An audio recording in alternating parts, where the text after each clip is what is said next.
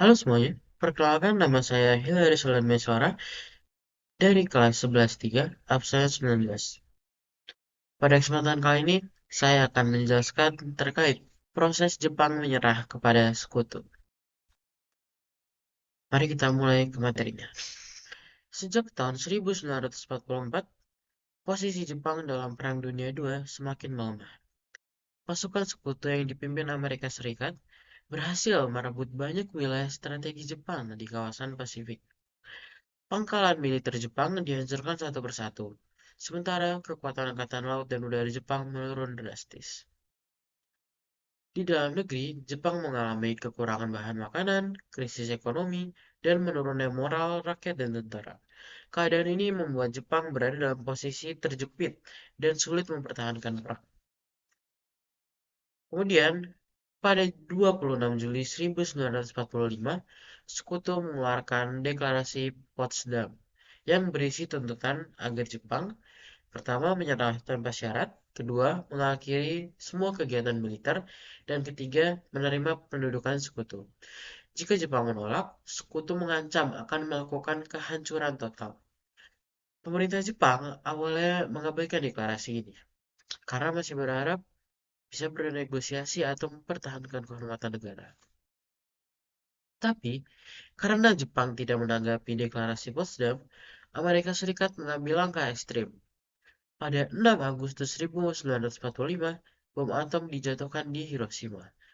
Dan kemudian pada 9 Agustus 1945, bom atom dijatuhkan di Nagasaki. Akibatnya, kota hancur dalam waktu singkat, ratusan ribu korban jiwa, dan Jepang menyadari tidak mampu melawan senjata sekutu. Peristiwa ini menjadi titik balik yang sangat menentukan dalam keputusan Jepang untuk menyerah. Di tengah situasi genting ini, Uni Soviet menyatakan perang terhadap Jepang pada 8 Agustus 1945 dan menyerang wilayah Jepang di Asia Timur. Hal ini membuat Jepang kehilangan harapan bantuan dari Uni Soviet, terjepit dari dua kekuatan besar sekaligus, yaitu Amerika Serikat dan Uni Soviet, dan tidak memiliki opsi militer yang realistis. Tekanan ini mempercepat pengambilan keputusan di tingkat tertinggi Jepang. Setelah bom atom dan serangan Uni Soviet, Jepang mengadakan rapat darurat yang melibatkan Kaisar Hirohito, Perdana Menteri Kantaro Suzuki, dan Jenderal Koichiro Anami, yaitu Menteri Peperangan, dan serta para militer dan sipil. Dalam rapat ini terjadi perdebatan keras dari dua kelompok, yaitu kelompok militer dan sipil. Kelompok militer ingin tetap terus berperang, dan kelompok sipil ingin menyerah demi menyelamatkan rakyat. Situasi rapat berakhir buntu, hingga akhirnya Kaisar Hirohito turun tangan langsung, sesuatu yang sangat jarang terjadi. Kaisar Hirohito memutuskan untuk menerima deklarasi Potsdam, mengakhiri perang, dan menyerah tanpa syarat kepada sekutu. Keputusan ini diambil demi mencegah kehancuran total Jepang dan menyelamatkan rakyat dari korban lebih besar. Keputusan kaisar bersifat mutlak dan harus dipatuhi oleh semua pihak. Sehingga pada 15 Agustus 1945, Kaisar Hirohito menyampaikan pidato melalui radio nasional yang dikenal sebagai Gyokuon Hoso. Isi penting pidatonya yaitu Jepang akan mengakhiri perang, Jepang akan menerima syarat sekutu, dan Jepang akan menyerah tanpa syarat. Pidato ini menjadi momen bersejarah karena pada pidato ini pertama kalinya rakyat Jepang mendengar suara kaisarnya secara langsung, yaitu Kaisar Hirohito.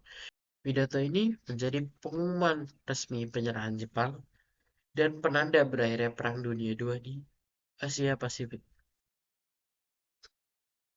Selanjutnya, pada akhirnya saya akan menjelaskan tokoh-tokoh kunci dalam proses penyerahan. Yang pertama dari pihak Jepang, yaitu ada Kaisar Hirohito sebagai pengambil keputusan akhir, Kantaro Suzuki sebagai Perdana Menteri Jepang, dan Koichiro Hanami sebagai Menteri Perang. Kemudian pada pihak sekutu ada Harry S. Truman, itu Presiden AS Amerika Serikat, dan Jenderal Douglas MacArthur, yaitu Panglima Sekutu. Sehingga setelah kejadian ini, pada akhirnya Indonesia menjadi bebas dari jajahan Jepang dan pada akhirnya pada tanggal 17 Agustus 1945 mengadakan proklamasi dan memerdekakan negara Indonesia. Sekian presentasi dari saya. Mohon maaf bila ada salah kata, salah informasi, atau salah pembacaan. Sekian presentasi dari saya. Terima kasih.